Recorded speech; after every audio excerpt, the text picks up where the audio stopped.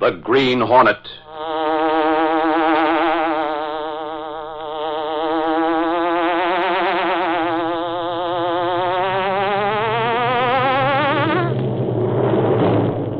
He hunts the biggest of all game, public enemies who try to destroy our America.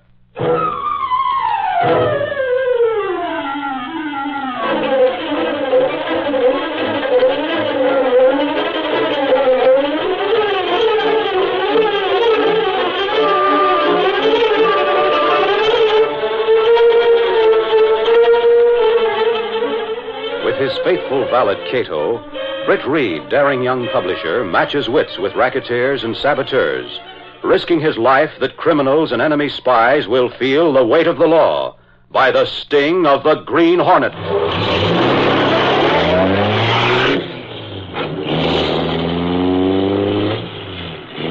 Ride with Britt Reid in a thrilling adventure, Murder Will Out.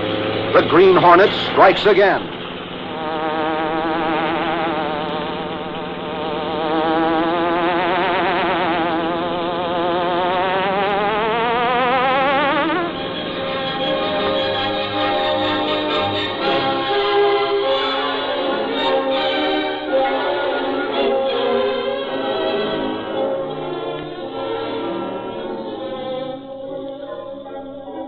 Before we begin our Green Hornet adventure, I want to remind you that our fighting forces will soon be starting down the highways that lead to Berlin and Tokyo. To make this journey a success, they're going to need more ships, planes, guns, ammunition, and every other conceivable kind of war material. It's our job on the home front to see that all of this equipment is in the hands of these men when they want it. The men on the battlefields and on the high seas are staking their lives on the jobs done by you war workers. They're calling for more and more equipment. Let's show them that we hear and heed that call. And now, the Green Hornet.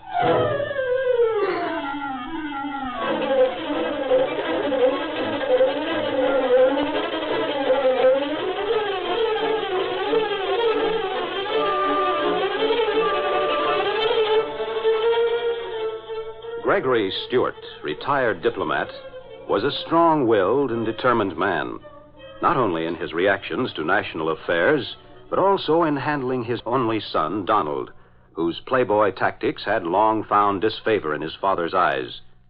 On a certain afternoon, Donald, his face flushed and his hands clenched in restrained anger, faced his father in the library of the Stewart home. Regardless of what you say, Dad, I intend not only to continue to see Hazel Darnell, but to ask her to marry me. I'm over 21. You can't run my life for me. I won't let you. And that's final. Stop it! Stop it! How dare you stand there and talk that way to me? Because you're unreasonable, that's why. Unreasonable? Why, you insolent young pup. You expect me to stand by and see you disgrace the name of Stewart by marrying that scheming showgirl? Look at that. And that and this.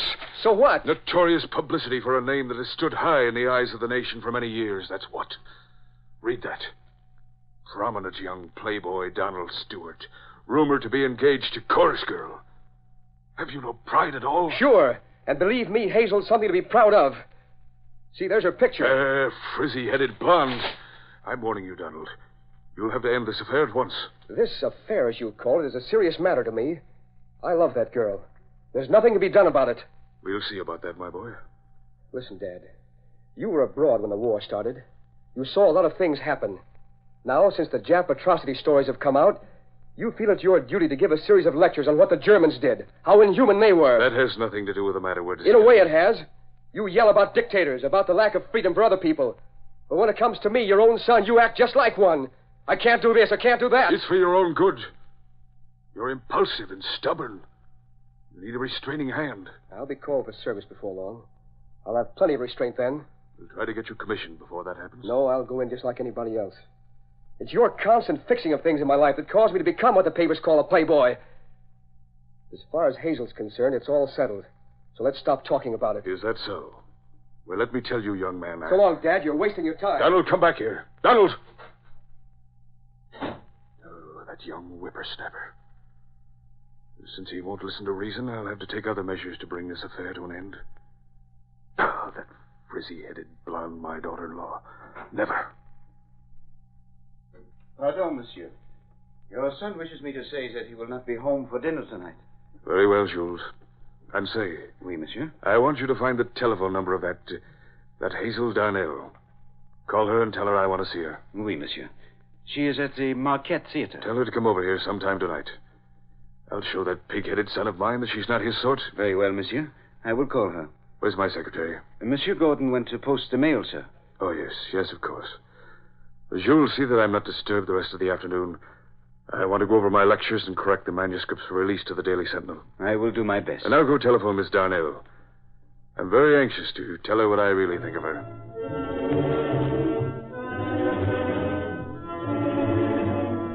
In the meantime, Britt Reid, young publisher of the Daily Sentinel newspaper, was in his office talking to Michael Axford, one of his reporters. I called you in, Axford, because I want you to do something for me this afternoon. Sure. What is it, Reed? Go to the home of Gregory Stewart on Lake Boulevard and see if he's ready to release copies of the talks he's going to make.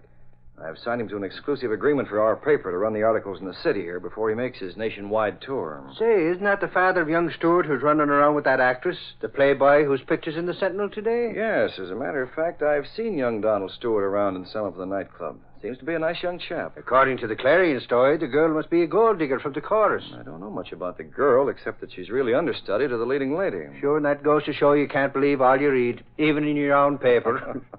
Well, I think you'll find the Sentinel gave them a better break than the other papers, Axford.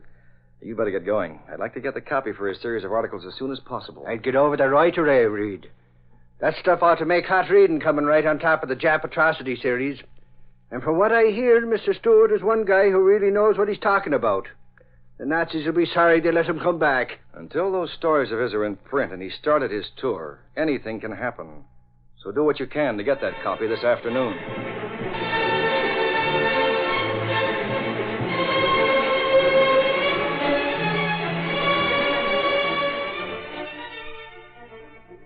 And the Germans came to Warsaw before we diplomats had a chance to move out. Diplomatic immunity gave me the opportunity to observe at first hand the inhuman treatment. Pardon me, Mr. Stewart. There's a newspaper man from the Daily Sentinel here. Gordon, you're my secretary. You handle that. While you were out, I told Jules I didn't want to be disturbed. Oh, but, sir, this man is insistent. After what was in the papers today, I thought it better if you saw him personally. All right. Show him in. Very well, sir. And by the way, I told Jules to make a phone call to that Darnell girl. Make sure he didn't forget it. Mr. Stewart, I was wondering... Well, what is it, Gordon? Speak up. Since you're busy with your talks, would it inconvenience you if I were to leave for the balance of the day?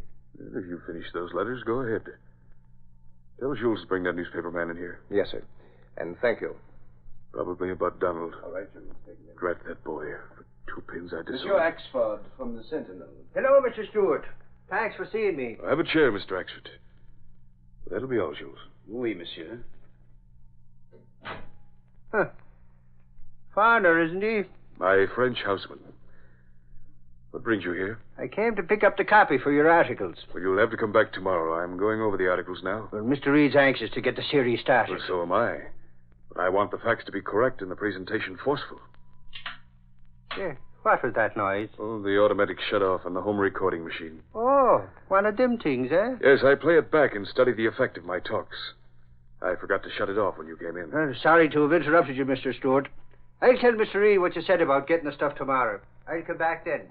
Goodbye. Goodbye, Mr. Axford. They'll be ready for you.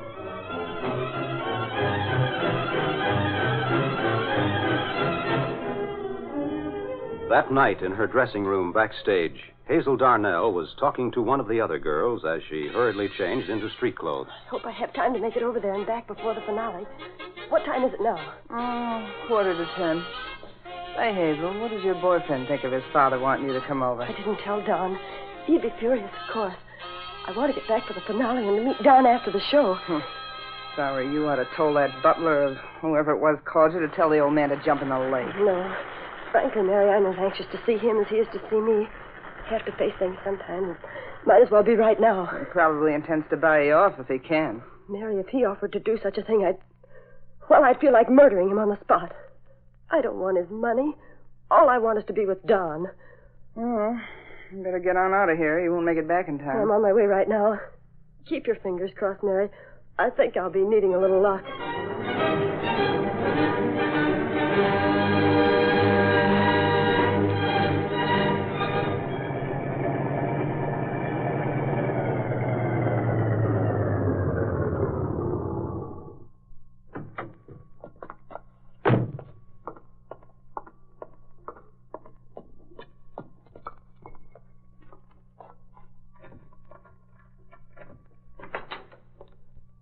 Jules. Going out? Oui, Monsieur Donald. I was just about to open the door when you came in. I'm going for a walk. Is Dad still in the library? Oui. He has been making and listening to echoes of his talks most of the evening. I hate to interrupt him, but I'm still not satisfied with the outcome of our talk this afternoon. This will really be the showdown, Jules. I sympathize with you, Monsieur. Your father is a strict man. Well, I'm going in there and take the starch out of him. This is one time he's not going to stand in my way. I'll see you later, Jules. I have to hurry. Have a date after the show with my fiancée. Good night, Monsieur. Night.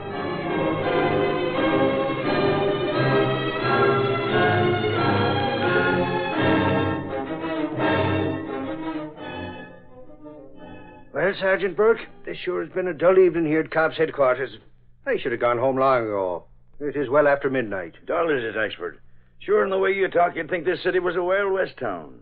You're always expecting things to be happening. Well, now, if nothing ever happened, there'd be no need for newspapers. Sure, and then we wouldn't have to put up with the likes of you around here all the time. Is that so now? Yes, that's so.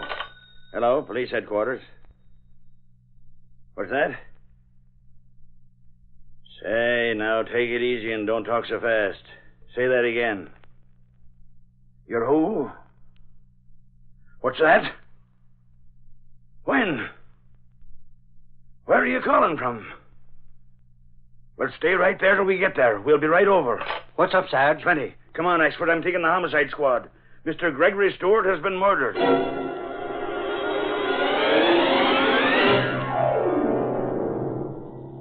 Next morning at the Daily Sentinel, Britt Reid was discussing the events of the preceding night with Axford. Well, we got a scoop on that Stewart murder, all right, but it certainly was a shock to me, Axford. Sure, it was a shock to everybody, Reid. Gunnigan made a good story out of it. Say, you went out there with the police. How did that French houseman act? Well, I rode out with the Sarge of the boys. We were let in by the Frenchman. We all went right to the library. That's where it happened. Stewart was shot, but there was no sign of a gun around. Sarge immediately started to question the houseman. All right, now, pull yourself together and answer a few questions. When did you find him? About 12:30, Monsieur. I came to see if he had finished with his speeches. Who else is in the house? No one. I had just come in. I had been out. Did Mr. Stewart have any callers that you know of? He had an appointment to see that Mademoiselle Darnell. He told me he would let her in when she arrived. I see. Anybody else? Monsieur Donald, his son, returned home just as I was leaving. They had quarreled this afternoon. What happened when the son came in tonight? I do not know, Monsieur. I left at that time, but he... Well, go on. He what? He said he was going in to have a showdown with his father. He said this time he's not going to stand in my way. What were they fighting about, anyway? About Monsieur Donald's association with Mademoiselle Darnell. So that's it, eh? Cassidy, send a couple of men out to pick up this Darnell girl and young Stewart. Since both of them are here tonight at different times, looks like one of them might know a lot about this murder. Have them taken in for questioning. So they picked up the girl and young Stewart. I see. These two were in a tough spot then. Sure. The cops grilled for hours, but they both swear that the old man was alive when each of them left. How about that other showgirl? I see where she made a statement concerning something Miss Darnell said just before she left to keep the appointment. Yeah. One of the girls at the theater, Mary somebody, told that Hazel Darnell said something about she'd murder old Stewart if he tried to buy her off from going with the son. Sarge says maybe the two of them were in cahoots on the killing. Well, that's bad, all right. According to our story, young Stewart's lawyer bailed them both out. Yeah, but there'll be an indictment out for one or both of them before morning, I'm thinking. The cops are still looking for the gun. Sure is funny. And me talking to the old man only yesterday. Gunnigan told me you didn't get anything out of him. That's right. He was to have the copy ready for us today. He was reading the stuff into one of them recording things when I got there. A secretary of his, a guy named Gordon, didn't want to interrupt the old man at first. Hey, what about that secretary? Was he there last night? Oh, he came in after we got there. Had an alibi. He was off all afternoon and went to a late movie. The Frenchie had an alibi, too. Walked for a while, then sat in a cafe until after midnight. Sarge checked on both of them. I see. That left Mr. Stewart all alone in the house. Oh, part of the time, I guess. But Frenchie said he wanted to be alone. He was making more of them records so he could hear himself talk back at himself. Well, keep me posted if anything new develops at headquarters, Axford. It's a very interesting case. Very interesting.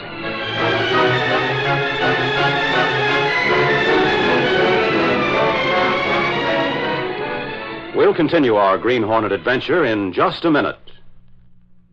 But perhaps some of you car owners are wondering why you aren't able to get as much gasoline as you're entitled to. The reason is the black market. It has been estimated that some 2.5 million gallons a day are lost because of illegal operations. There's just one simple rule to follow to stamp out the black market. Never buy gasoline without surrendering one of your own properly endorsed coupons. If you really want gasoline, comply with rationing. Otherwise, a few will have plenty while the rest of us have none. And now, back to the Green Hornet.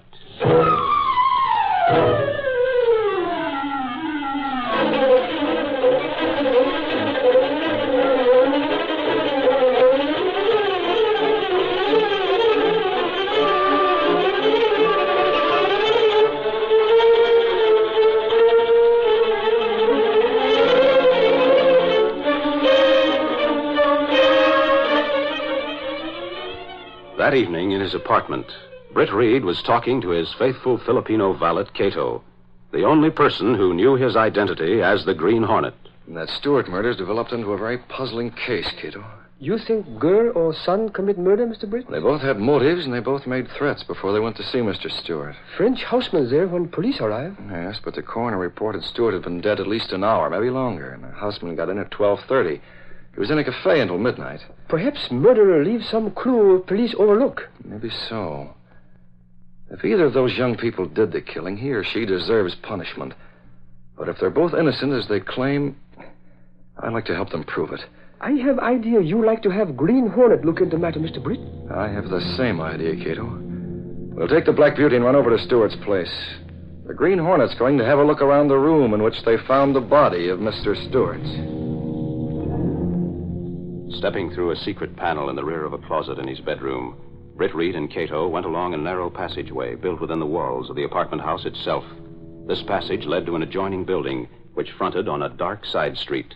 Though supposedly abandoned, this building served as the hiding place for the sleek, superpowered Black Beauty, streamlined car of the Green Hornet.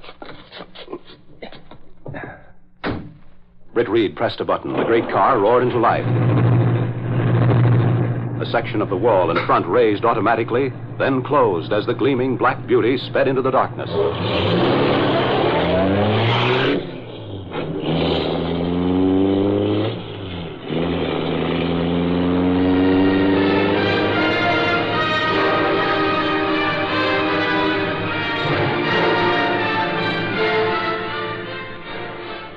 In the Stewart home, Cassidy, the police guard, left his post in the entrance hall and went into the kitchen for coffee. Jules, who had waited for the opportunity, quickly crossed the hall and, with flashlight in hand, quietly entered the library, closing the door after him. I must work fast. I must be sure to get all of them. It would not do for them to fall into the wrong hands. Wait. A figure outside the window. Good thing I have this gun in my pocket. I will hide and surprise Monsieur Intruder.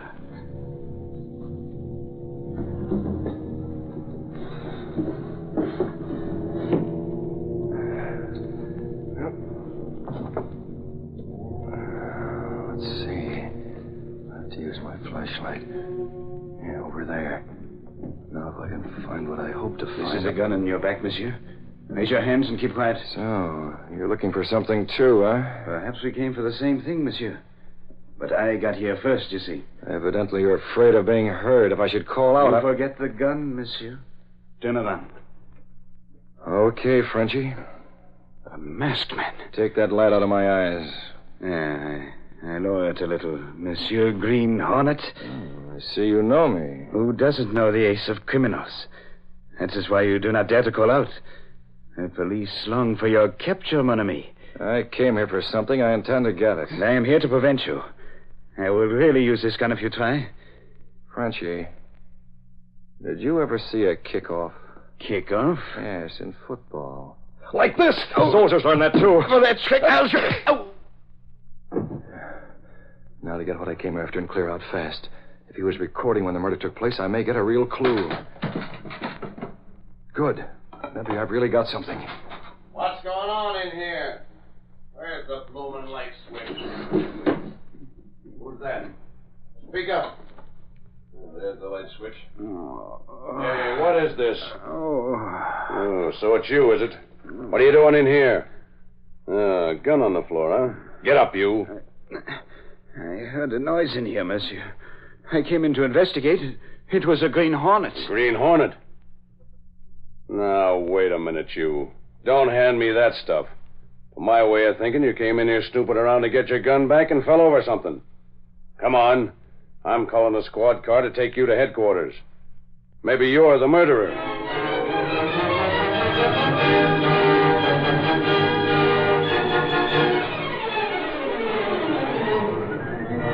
Meanwhile, Britt Reid, for reasons of his own, directed Kato to drive back to his apartment.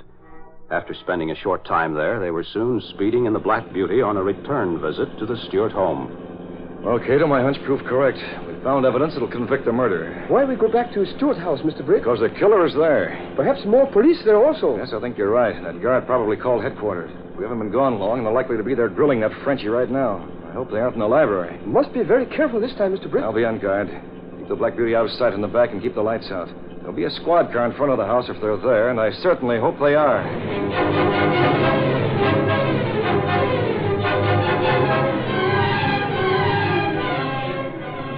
So you were sneaking around in that library, were you? But, monsieur, if you will let me explain. You'll do plenty of explaining, all right. Cassidy, bring those other two into the hall here. Okay, Sarge.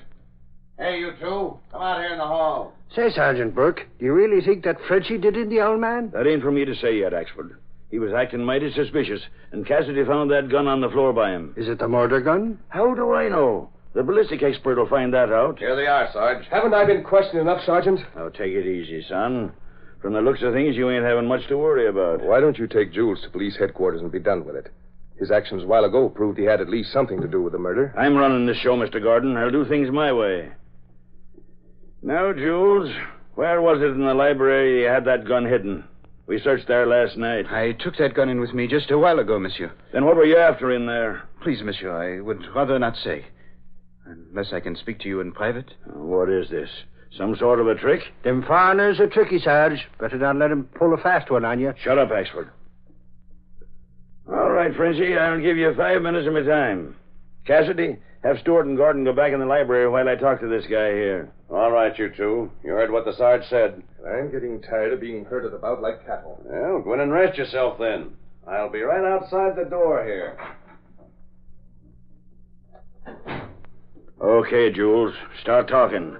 You can talk in front of these men, and what you have to say better be good.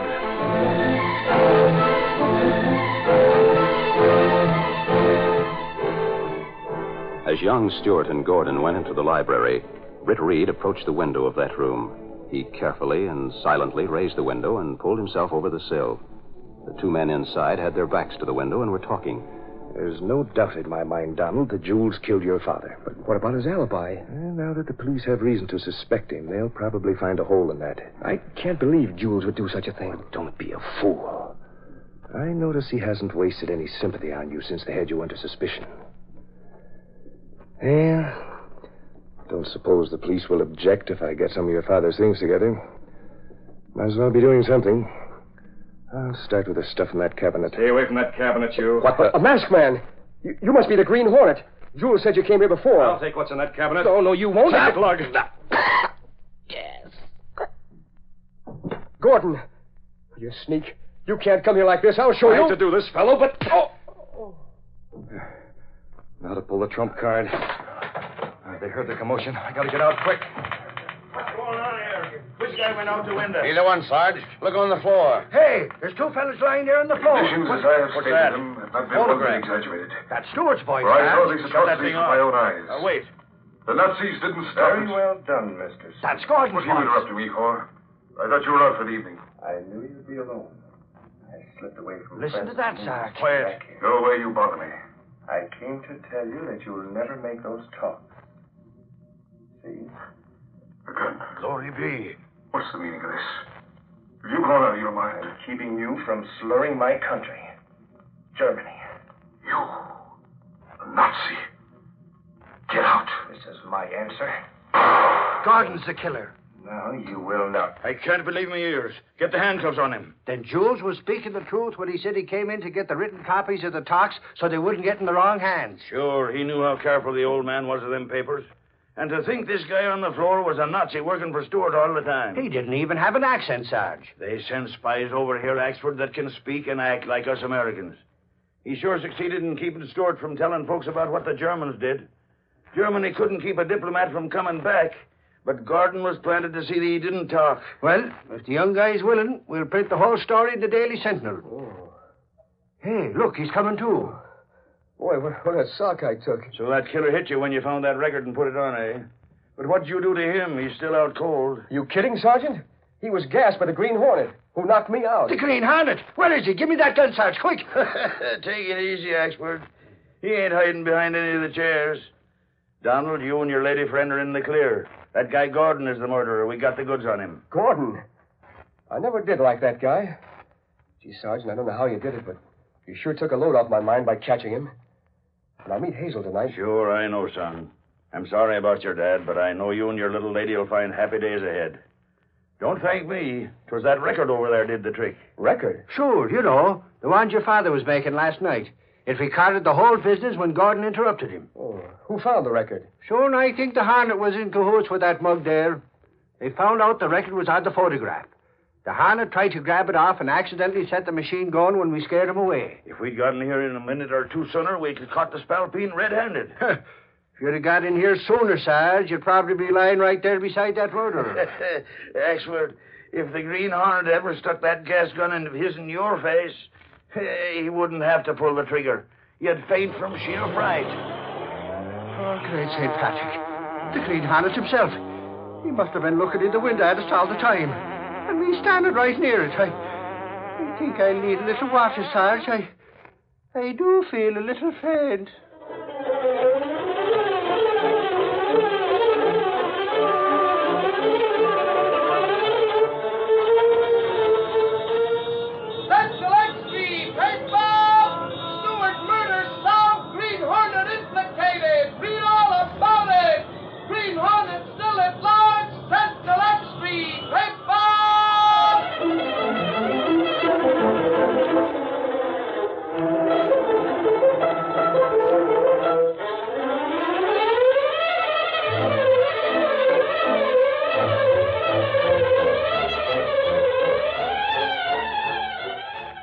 We know that receiving letters from home is about the most important item in the lives of our boys overseas. For this reason, we should see that our letters get there just as fast as possible. The safest and fastest method of communication with the boys who've gone across is the V-mail service. It always goes by air, and it's always delivered. V-mail has priority over all other types of personal mail, and every important Army and Navy installation the world over has V-mail equipment. And here's another important item to remember. Be sure that all of your overseas mail is properly and completely addressed. Be sure to listen to the Green Hornet at this same time next week.